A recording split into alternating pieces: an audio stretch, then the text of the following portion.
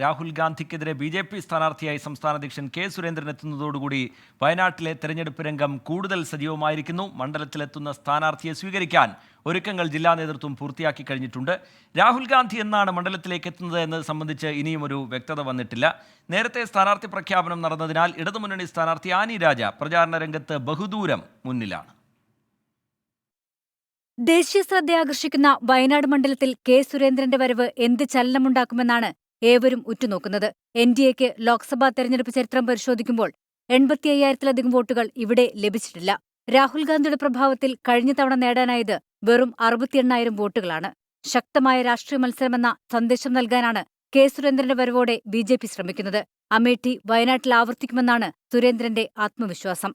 IND മുന്നണിയുടെ പ്രധാനപ്പെട്ട രണ്ട് നേതാക്കൾ എന്തിന് പരസ്പരം മത്സരിക്കണം എന്നുള്ള ചോദ്യം അവിടെ ഉയരുകയാണ്. IND മുന്നണിക്കെതിരായിട്ടുള്ള ഏക ജനകീയ ബദൽ NDA മുന്നണിയാണ്. കഴിഞ്ഞ തവണ അമേഠിയിൽ ജനങ്ങൾ എന്താണോ ചെയ്തത്, ഇത്തവണ വയനാട്ടിലെ ജനങ്ങൾ അത് ചെയ്യുമെന്നുള്ള ഉറച്ച വിശ്വാസത്തോടെ ഞങ്ങൾ മുമ്പോട്ട് പോകും. എതിരാളി ആരെന്നു നോക്കിയല്ല LDF സ്ഥാനാർത്ഥിയെ നിശ്ചയിച്ചെന്നായിരുന്നു ഇടതുമുന്നണി സ്ഥാനാർത്ഥി ആനി രാജയുടെ പ്രതികരണം. ആദ്യഘട്ടത്തിൽ തന്നെ സ്ഥാനാർത്ഥിയെ നിശ്ചയിച്ചതിനാൽ പ്രചാരണ രംഗത്ത് ഏറെ മുന്നിലാണ് ആനി രാജ. എതിരാളി ആരെയെന്ന് നോക്കിയല്ല ഇടതുപക്ഷ ജനാധിപത്യ മുന്നണി സ്ഥാനാർത്ഥികളെ നിശ്ചയിച്ചത്. ഇത് ജനാധിപത്യമാണ്. ജനാധിപത്യത്തിൽ എല്ലാ പാർട്ടികൾക്കും മത്സരിക്കുന്നതിനുള്ള അവകാശമുണ്ട്. ഇപ്പം BJPയുടെ സ്ഥാനാർത്ഥി വന്നിരിക്കുന്നു. ഞങ്ങളുടെ ക്യാമ്പയിനുമായി, തെരഞ്ഞെടുപ്പ് പ്രചാരണ പ്രവർത്തനവുമായി ഞങ്ങൾ വളരെ മുന്നിൽ നേരത്തെ തന്നെ തുടങ്ങിയിരുന്നു. NDAയിൽ ഉൾപ്പെട്ട റിപ്പബ്ലിക്കൻ പാർട്ടിയും ഇക്കുറി വയനാട്ടിൽ മത്സരരംഗത്തുണ്ട്.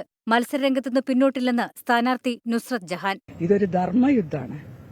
ധർമ്മയുദ്ധത്തിൽ അതിൽ ഒരുപാട് ഘടകങ്ങളുണ്ട്. എന്തായാലും നമ്മൾക്ക് ഇവിടെ ഒരു പിളർപ്പുണ്ടാക്കാൻ ഞങ്ങളില്ല. അപ്പോൾ അത് അവർ തമ്മിലായിക്കോട്ടെ, നേതാക്കൾ തമ്മിലുള്ളതിൽ നമ്മൾ ഇതില്ല. നമ്മൾ അയച്ച ആൾ നമ്മൾ യുദ്ധം ചെയ്യുക, സുരേന്ദ്രൻ അയച്ച ആളോട് സുരേന്ദ്രന് യുദ്ധം ചെയ്യണമല്ലോ. അതേസമയം കഴിഞ്ഞ നിയമസഭാ തെരഞ്ഞെടുപ്പ് കാലത്ത് CK ജാനുവിന് കെ സുരേന്ദ്രൻ കോഴ നൽകിയെന്ന പരാതി ഉന്നയിച്ച പ്രസീദ അഴീക്കോടും ഇക്കുറി വയനാട്ടിൽ മത്സരിക്കുന്നുണ്ട്. 24 വയനാട്.